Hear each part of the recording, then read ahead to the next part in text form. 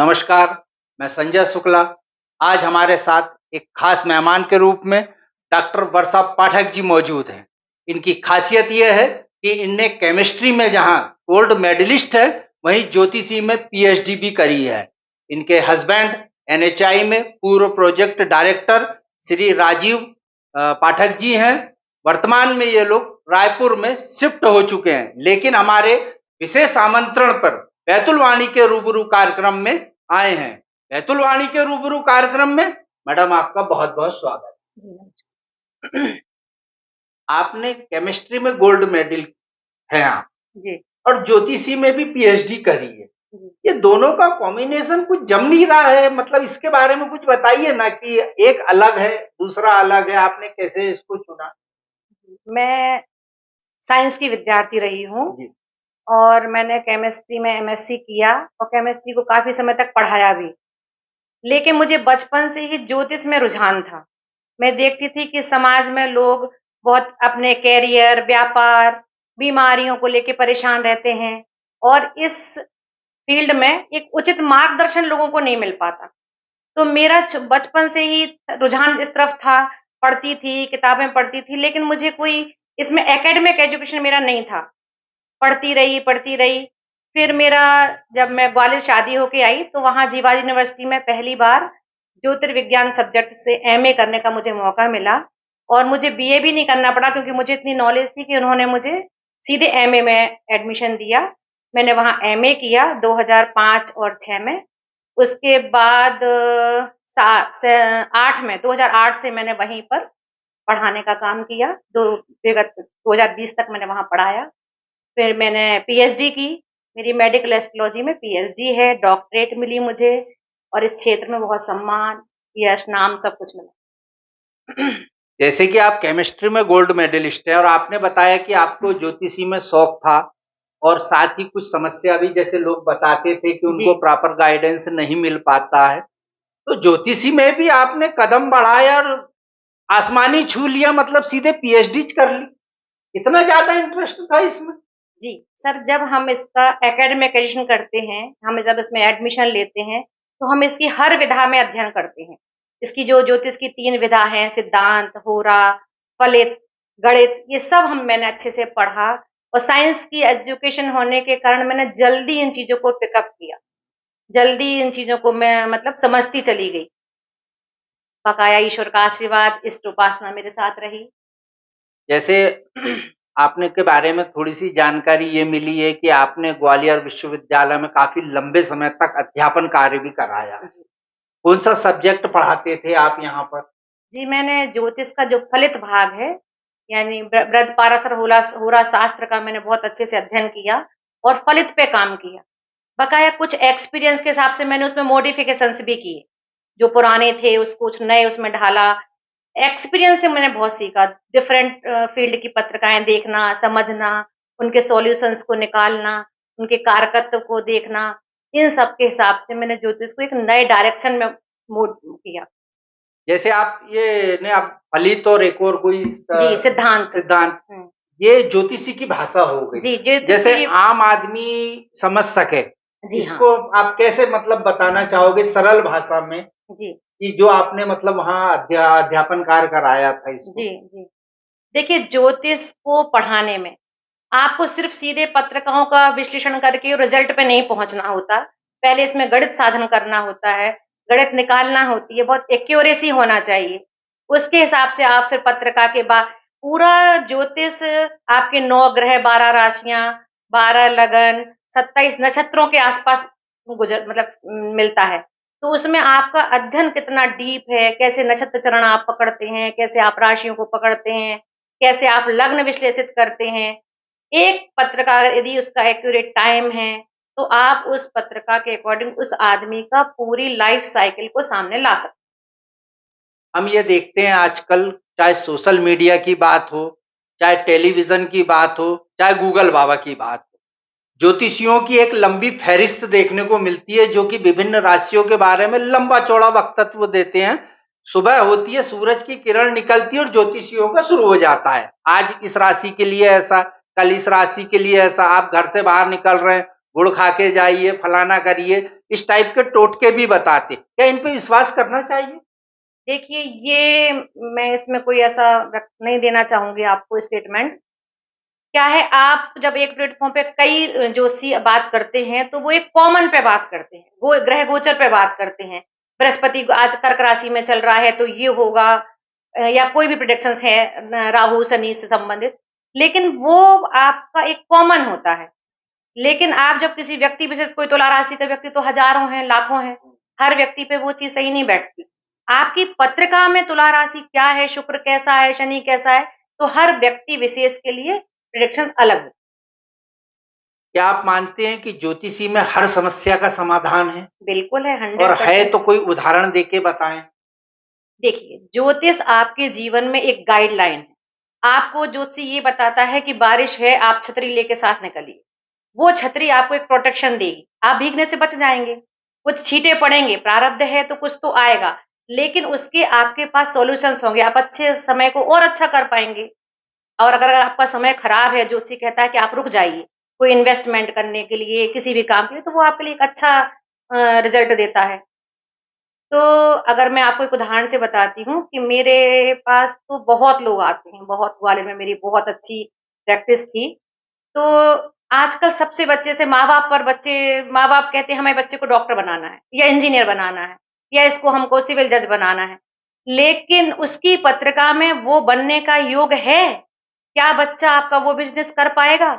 ये आपको ज्योतिषी ही बता सकता है यदि वो अच्छा एजुकेटेड ज्योतिषी है तो।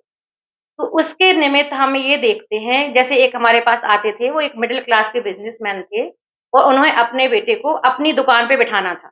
वो बहुत पीछे लगे थे कि बेटा तुम तो दुकान सँभालो, दुकान सँभालो। जबकि बच्चा बहुत इंटेलिजेंट होशियार था। उसकी माँ उस बच्चे को लेके मेरे पास आई। तो मैंने कहा कि नहीं आपका बेटे के तो सिविल जज के योग हैं, ये तो बहुत अच्छा जज बन सकता है, इसने लॉ किया हुआ है। तो बोली मैडम मेरे हस्बैंड तो नहीं मान रहे और वो कह रहे दुकान पे बैठे। तो फिर मैंने उसको बहुत समझाया। उस बच्चे ने पढ़ाई की, अच्छे से उसने सिविल जज का एग्ज़ाम निकाला और आज वो बढ़िया गोहद में सिविल जज है। जैसे आपने ज्योतिषी के बारे में एक उदाहरण बताया, जी। हम इसकी और अगर व्याख्या करें, तो चौघड़िया भी कुछ लोग देख के हाँ, निकलते हैं। बिल्कुल। पंचांग में जैसे आपने बताया कि बारिश-वारिश इन सबका जी रहता हाँ। है। हुँ।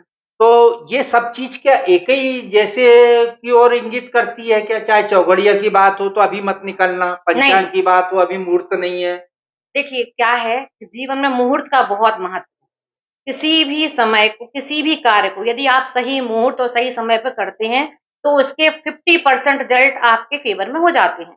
लेकिन आज के ज़माने में हम देखते हैं कि इंसान मुहूर्त को मानता ही नहीं।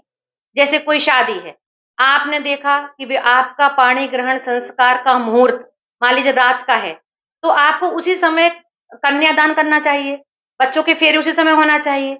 लेकिन आप उस समय फ़ोटोग्राफ़ी है, आपकी बैंड बाराती नहीं आ बाजे हैं, पाती है। बाराती नहीं आ हाँ, पाती है, बिल्कुल। आपके फ़ोटो सेशन ही हुँ। चलते रहते हैं, बच्चे उचित समय पे बैठ ही नहीं पाते लगन मंडप में।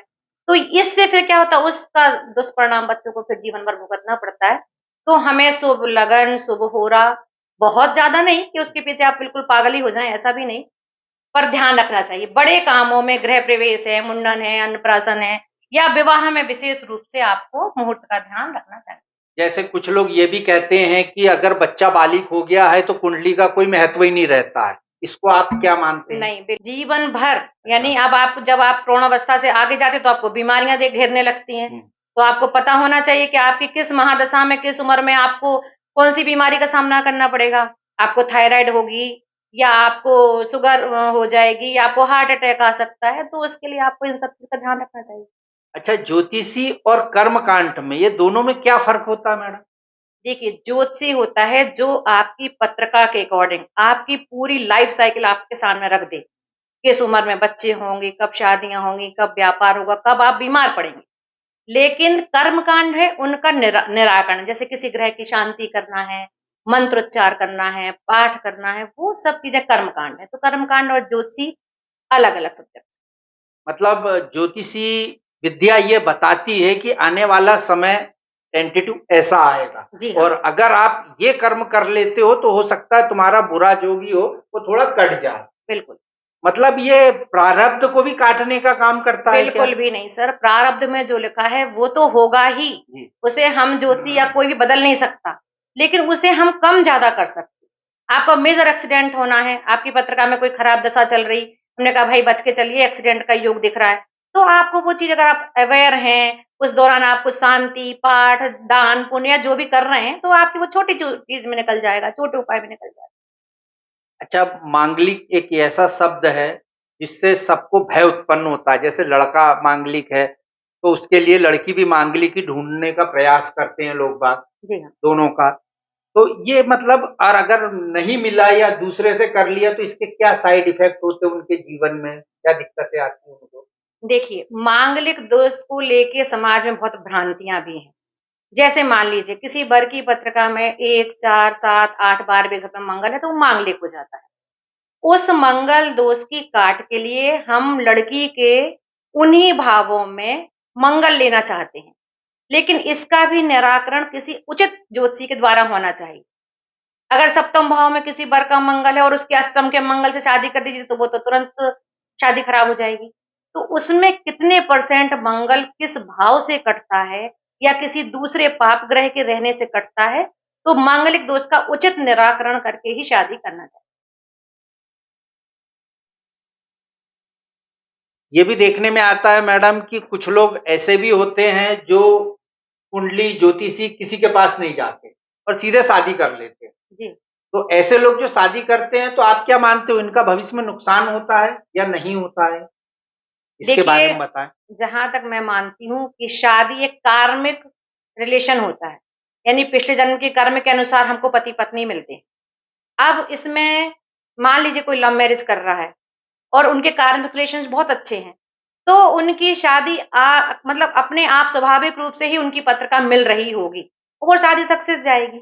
लेकिन यदि किसी कार्मिक रिलेशन खराब करने के लिए ही वो आपस में एक-दूसरे से मिले हैं, तो उनके अंदर कहीं ग्रह मैत्री, भकूर दोष, नाड़ी दोष इस प्रकार की समस्याएँ होंगी या संतान की प्रॉब्लम आएगी, आपस में मनमुटाव रहेगा, घर में कलेश रहेगी और फिर अंततः तलाक की नौबत आ सकती है। पर हम ये भी तो देखते हैं मैडम कि बहुत अच्छे से कुंडली मिलाते हैं, उसके बाद भी शादी नहीं टिक पाती है, तो इसके पीछे क्या कारण है? जी हाँ, ये बात आपने बहुत सही पूछी कि पत्रिका अच्छे मिलान के बावजूद भी शादियाँ टूट रही हैं। हुँ।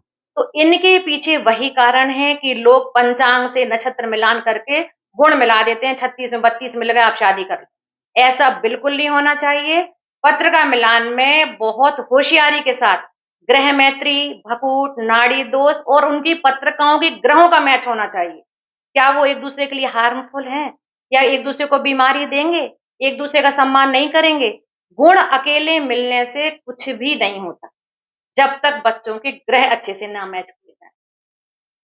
तो आपका ये मानना है कि हर विवाह की कुंडली, ग्रह, नक्षत्र ये मिलाना चाहिए जी। और अगर ये सही मिलते हैं, तो शादियाँ लंबी टिकती हैं। जी हाँ, फिर उचित मुहूर्त भी होना चाहिए। और उचित, लेकिन मैम लगन, मुहूर्त में तो 99.9 शादियाँ ही नहीं हो पाती हैं, तो भले करना आप कितनी चाहिए। भी अच्छी कुंडली नहीं, मिला नहीं, लो। करना चाहिए ना। अगर आपकी गोधूल बेला के लगन के आपके फेरे निकले हैं, पाणी ग्रहण संस्कार होना है, तो आपको उसका सम्मान करना चाहिए। उसी मुहूर्त में ही फेरे बच्चों के होने चाहिए। अब जैसे अपन ये देखते हैं कि शादियाँ होती है, आजकल तो रिसोर्ट का भी चलन चल गया। वो एक हवन कुंड की जगह एक छोटा-सा वो रख लेते, उसमें 2 लकड़ी जला लेते और सब कुछ हो जाता है। क्या मानते हो मतलब आप इसको? देखिए, सूर्य और चंद्रमा ये हुँ, साक्षात ग्रह ऐसे हैं जिनको हम साक्षी मानते हैं। तीसरा अग्नि साक्षी, तो अग्नि को अच्छी प्रज्वलित होना चाहिए, तरीके से उसका मंडप में कोई चप्पल जूते नहीं जाना चाहिए। देखिए, अगर मानने वाले हैं तो वो आज भी मानते हैं और जिनको नहीं मानना है तो वो फिर परेशानी सफ़र भी करते हैं। मुझे तो ऐसा लगता है मैम कि शादी नहीं हुई है उसके पहले पूरे जतन किए जाते हैं, जी हाँ, हाँ, है हाँ। ना? चाहे वो लड़की के मम्मी-पापा हो, चाहे लड़के के हो, अच्छा विद्वान ज्योतिषी होना, उससे मिलान करेंगे, ये करेंगे और जैसे ही शादी का शहनाई बजना शुरू होती है, सारे नियम-धर्म एक तरफ हो जाते हैं। जैसी-जैसी व्यवस्था बनती है, वैसे-वैसे काम निपटाते जाते हैं। यानी ये भी कहना अतिशयोक्ति नहीं होगा कि एज़ अ फॉर्मेलिटी होती है। सर इसमें जागरूकता लाने की ज़रूरत है ना, यही तो हम आपको बताना चाहते हैं जी। कि आप अपनी वैदिक संस्कृति, अपने सनातन धर्म के जो पालन नियम है, उनका पालन करना चाहिए। जिस समय लगन बैठी है, आप बकाया साम चीज़ों को एन्जॉयमेंट आप बाद में करिए। पूरे जीवन का प्रश्न होता है बच्चों की लाइफ का। मतलब आपका ये मानना है कि बाकी के फंक्शन जो है वो यथावत रहे या आगे पीछे हो जाए, लेकिन जो नियम, कायदे, विधान है, इसको पूरा तल्लीनता से करना चाहिए। अब लौट भी रहे हैं आपको बताएं, अब पुराने लोग इस बात को वापस मानने पे आ गए हैं कि बच्चों की शादी सक्सेस चाहिए, तो हमें उनका उचित मिलान, उचित मुहूर्त और अच्छे समय में शादी करना मैम, शनि के बारे में थोड़ा-सा बताइए, लोगों को बहुत डर रहता है, चाहे वो शनि जी की साढ़े साती हो, चाहे वो ढैया हो। चाहिए। इसको लेके लोगों के मन में बहुत भ्रांति रहती है, जबकि शनि न्याय के देवता भी है जी हाँ। और ये हर व्यक्ति के जीवन में आती है, तो इसके बारे में थोड़ा प्रकाश डालें। देखिए, शनि देव को तो मैं कर्म का दाता ग्रह मानती हूँ। शनि देव न्याय के स्वामी हैं। आपके जैसे कर्म होंगे वैसा आपको फल देंगे। शनि की साढ़े साती, शनि देव एक राशि में 2.5 वर्ष रहते हैं और 30 साल में अपना एक भाचक्र पूरा करके उसी राशि में वापस आते हैं। जब वो 2.5 साल जिस राशि में रहते हैं, उससे पहली राशि में और उससे अगली राशि में 7.5 साल की साढ़े साती लगती है और चौथी और 8वीं राशि पर ढैया लगती है। शनि जब साढ़े साती में आते हैं, तो उस व्यक्ति का पिछला 30 साल का जो कर्म होते हैं, उसके अनुसार वो उस ढैया या साढ़े साती में उसको फल देते हैं। यदि आप बहुत अच्छे हैं, तो आपको बहुत अच्छे फल मिलेंगे, आपको अर्श से पर ऊपर तक आसमान तक पहुँचाने वाला ग्रह शनि है। और यदि आपने लोगों का दिल दुखाया है, शनि देव की अगर कृपा आपको चाहिए, अच्छे कर्म, तो सबसे बड़ा काम है, शनि अपनी माँ के बहुत भक्त हैं। शनि देव ने अपनी माँ छाया का बहुत सेवा की है, बहुत उनके भक्त हैं। तो जो लोग अपने माँ-बाप की बहुत इज़्ज़त करते हैं, सम्मान करते हैं, अपने अधीनस्थ मज़दूर वर्ग का बहुत सम्मान करते हैं, उनको बहुत इज़्ज़त देते हैं, उनका दिल नहीं दुखाते, शनि आपका कभी कुछ भी नहीं बिगाड़ेंगे। मतलब मैडम, आपका ये मानना है कि शनि भगवान से डरने की आवश्यकता नहीं है, अगर डरना है तो अपने बुरे कर्मों से डरो, तो शनि भगवान अपने आप प्रसन्न हो जाएंगे। बिल्कुल, बिल्कुल। और जो आपसे निचला तबका है, जैसे आपने अभी बताया कि आपके यहाँ काम करने वाले मजदूर, कर्मचारी जो भी जी। है, उनका दिल मत दुखाइए। एक कहावत भी चलती है मैम ऐसा कि मजदूर का पसीना सूखने से पहले उसके हाथ में मजदूरी दे देनी चाहिए। बिल्कुल सही कह रहे हैं आप। और अगर ऐसा होता है तो शनि भगवान बहुत प्रसन्न होते हैं। ये मार्केस योग क्या होता है मैम, और अगर जिस पे चल रहा है तो उसका क्या नुकसान होता है? दूसरा, अगर उस पे चल रहा है तो उसके उपाय क्या है उससे बचाव के? इसके बारे में भी आप बताइए।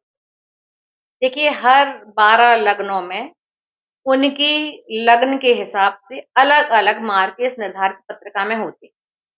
जैसे जो भी लग्न है, उसका द्वितीयेश और सप्तम भाव का स्वामी मार्केस बनता है, ठीक है?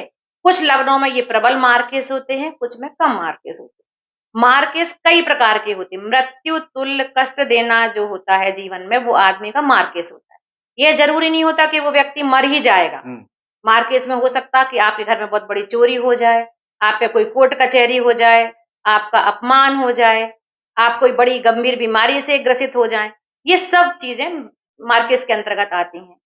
और मार्केस के उपाय बहुत सारे हैं। जैसे मान लीजिए अब कोई का बहुत प्रबल मार्केस लग गया, मार्केस में उम्र भी देखी जाती है। किस उम्र की मध्यम आयु है या अल्पायु है, दीर्घायु है, किस आयु में मार्केस आया है, उसके हिसाब से उनके निराकरण किए जाते हैं। जैसे महामृत्युंजय का जाप है, मान लीजिए कोई गंभीर बीमारी है तो उसको महामृत्युंजय का जाप किया जा सकता है। आपका दुर्गा सप्तशती है, सतचंडी है, अभिषेक है, मतलब उसकी मार्केस की प्रबलता के हिसाब से आपको दान और आपके पूजा पाठ कराए जाते मैम, विवाह, रोजगार, व्यापार, हैं। सरकारी नौकरी, अगर इन सब चीजों में परेशानी चल रही है किसी व्यक्ति की जी। या किसी परिवार में या किसी व्यक्ति की, तो उसको क्या करना चाहिए कि उसको सफलता मिल सके? देखिए, आपको जीवन के इन सभी पहलुओं के लिए कोई अच्छे ज्योतिषी से सलाह लेना चाहिए। अपनी पत्रिका को अच्छे से एक बार पढ़वाना चाहिए, रीड कराना चाहिए कि वो कौन-सा व्यापार करे, वो अपने बच्चे को या अपने करियर को किस दिशा में कामयाबी ले सकता है। इन सब के लिए मैं तो ये मानूँगी कि पहले एक आपको एक अच्छे ज्योतिषी से परामर्श लेनी चाहिए, अपने जीवन को सफल बनाने। मतलब कोई भी व्यक्ति हो, उसको किसी ना किसी ज्योतिषी के पास जाके एक बार अपनी एडवाइस। पत्रिका दिखाना ही चाहिए, आपका ये कहना है। जी हाँ। देखिए क्या होता है, 9 ग्रह हैं। मान लीजिए किसी की पत्रिका में उसको गवर्नमेंट जॉब में जाना है, तो उसका सूर्य बहुत बली होना चाहिए, उसका मंगल बहुत होना चाहिए। आईएएस, आईपीएस की आप पत्रिकाएँ देखेंगे, तो उनका मंगल, गुरु, शनि ये सब बहुत प्रबल हैं। तो उन ग्रहों को प्रबल कर और अच्छा करने के लिए उन्हें सूर्य उपासना करना है, उन्हें अपने पिता का, माता का सम्मान करना है। जैसे आत्मा कारक ग्रह है, कॉन्फिडेंस नहीं है किसी के पास, काम ही नहीं कर पा रहा है, तो उसे अपने पिता का सम्मान, सूर्य को जल चढ़ाना, सूर्य की उपासना करना चाहिए, माँ का सम्मान करना चाहिए मन अच्छा रखने के लिए। ऐसे मान लीजिए आपका व्यापार ही नहीं चल रहा, आप अपनी बहन, बेटी, बुआ का सम्मान ही नहीं कर रहे हैं, तो आपका व्यापार कैसे अच्छा चलेगा? बुध व्यापार का ग्रह है, बनिया वर्ग का ग्रह है, तो उसको चाहिए कि अपना बुध ठीक रखे, अपने समय-समय पे बहन-बेटी का सम्मान करे। अब लोग कहते हैं ग्लैमर लाइफ है, लेकिन हम लाभ ही नहीं उठा पा रहे। अगर आप अपनी पत्नी को कष्ट दे रहे हैं, उसका दिल दुखी कर रहे हैं, तो आपका शुक्र अच्छा कैसे होगा? जब आप उसको उचित सम्मान देंगे, स्त्री वर्ग का सम्मान करेंगे, आपकी लाइफ में बहुत ग्लैमर आएगा, बहुत वैभव आएगा, बहुत मान-सम्मान आएगा। तो हर ग्रह, अब आपके घर के नौकर परेशान हैं, आप उनका पेट काट रहे हैं, आप चाहते शनि आपके लिए बहुत अच्छा हो जाए, बिल्कुल नहीं हो सकता। तो उसके लिए चाहिए कि आप अपने घर के लेबर, जो भी वंचित वर्ग है, उनका आप सम्मान करें। राहु दरिद्री वर्ग का कारक है, आप दरिद्रियों को दया दिखाएँ, सम्मान दें, है ना? तो आप उन सब करने से आपके राहु केतु अच्छे हो जाएँगे। यानी हर ग्रह के लिए आपको रिश्तों में भी उतना सम्मान देना होगा। जैसे मैम इसमें मैं एक और चीज ऐड कर रहा हूँ, जैसे किसी के माता पिता का स्वर्गवास हो गया हो, जी है ना, या बहन अगर उसकी नहीं हो या जी। बुआ नहीं हो, तो फिर इस स्थिति में उसको क्या करना चाहिए? बहुत सारे उपाय होते हैं। आपके मान लीजिए बहन-बेटी नहीं है, हुँ, आप अनाथ आश्रम की बच्चियों को चीज़ें जी, दे सकते हैं, हुँ, आप गाय को चारा खिला सकते हैं, जी। आप गणेश जी के मंदिर में कुछ जीर्णोद्धार करा सकते हैं, जैसी आपकी सामर्थ्य है, साफ-सफाई कर सकते हैं वहाँ जाकर। तो जो भी आप ये काम करते हैं, ये आपके एक जीवन को सफल बनाने में सहायक मतलब होते हैं। जैसा आपको ज्योतिषी हाँ सलाह जी, दे उसके आधार जी पे आप आप कर सकते करें। हैं। मैम एक वर्तमान में बहुत चलन चल रहा है वास्तु का। जी हाँ, ऐसा घर होना चाहिए, खिड़की यहाँ होना चाहिए, दरवाजा यहाँ होना चाहिए, बिस्तर यहाँ होना चाहिए, आईना यहाँ होना। मैम कुछ घर ऐसे हैं जो ऑलरेडी बन चुके हैं, जी हाँ, वहाँ तोड़-फोड़ संभव नहीं है जैसे। जी हाँ। तो वहाँ पर क्या करना चाहिए कि वहाँ घर में शांति भी रहे और वास्तु का थोड़ा बहुत सही भी हो सही जाए भी है, जी हाँ। मतलब? इसके बारे में कुछ देखिए वास्तु और ज्योतिष एक दूसरे के पूरक हैं। जी, आप यदि अच्छे से किसी ज्योतिषी को मिलते हैं, तो वो आपके घर में किस दिशा में दोष है, वो आपको बता देगा। मान लीजिए आपकी पूरब दिशा खराब है, तो आपकी पत्रिका में सूर्य खराब होगा। मैं वैसे देख के बता सकती हूँ कि आपकी पत्रिका आपके यहाँ नॉर्थ ईस्ट में टॉयलेट होगा, इसलिए आपकी पत्रिका में भी गुरु खराब हो गया है या सूर्य खराब हो गया है। तो ये एक-दूसरे के पूरक हैं। तो वास्तु का मेन उद्देश्य देखिए मकान हवादार हो, रोशनी बराबर आती हो, वेंटिलेशन प्रॉपर हो, घर में शांति और साफ-सफाई हो। इन सब का इम्पैक्ट आपके थोड़े बहुत वास्तु को तो ये सब चीज़ें ठीक कर देती हैं। बकाया अगर आप सक्षम हैं, कुछ ठीक उपाय करा सकते हैं, तो आप दिखा के वास्तु का उपयोग कर सकते हैं। और मैम अगर किसी व्यक्ति के सारे ही ग्रह ऊट-पटांग चल रहे हैं, तो हुँ, उनको कंट्रोल करने के लिए क्या उपाय करना चाहिए? अपने माँ-बाप की सेवा। सबसे बड़ी? सबसे कोई ग्रह आप कुछ नहीं कर सकते, तो आप अपने सूर्य, चंद्रमा, अपने माँ-बाप की सेवा करके उनका दिल ना दुखाएँ, आपके आधे ग्रह तो वैसे ही कंट्रोल हो जाएँगे। और मम्मी-पापा नहीं हो तो? पितरों को अच्छा पितरों को करो। जी हाँ, साल में जो आते हैं बिल्कुल, वो आप अपने पूरा पितरों को मानिए हाँ, वो आपको अच्छा। गाइड करेंगे आपकी लाइफ़ को। ये मैडम आपने समय दिया, आप बैतुल वाणी के रूबरू कार्यक्रम में आए, आपने ज्योतिषी और वास्तु से संबंधित शानदार जानकारी हमारे दर्शकों के लिए दी, इसके लिए आपका बहुत-बहुत धन्यवाद। बहुत